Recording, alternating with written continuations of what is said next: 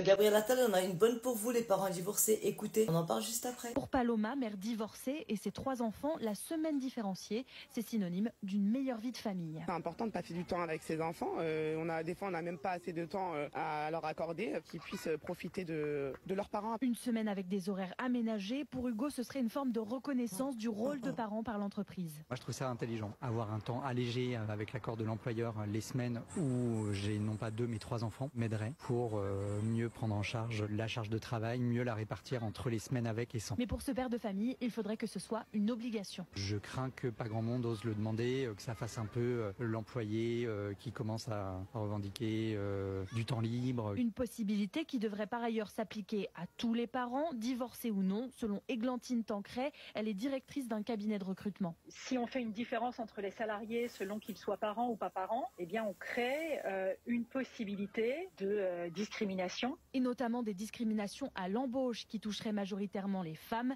Ce sont elles qui gèrent 80% des familles monoparentales. Alors, par où commencer? Est-ce que les patrons vont être d'accord, comme il a dit le monsieur? Est-ce que l'employé qui va demander cet aménagement va pas être pris pour un chipoteur? Est-ce que ça va pas pousser les gens à divorcer? Et ceux qui ont plusieurs enfants de plusieurs femmes différentes et que les semaines sont différentes, ou comment ça se passe? Moi, j'ai l'impression que ça va plus créer d'autres soucis que régler le problème. Surtout au niveau des patrons. À moins que ça soit imposé par l'État, je ne pense pas. Dites-moi ce que vous en pensez en commentaire. En attendant, moi je vous dis prenez soin de vous, restez à l'affût. À bientôt.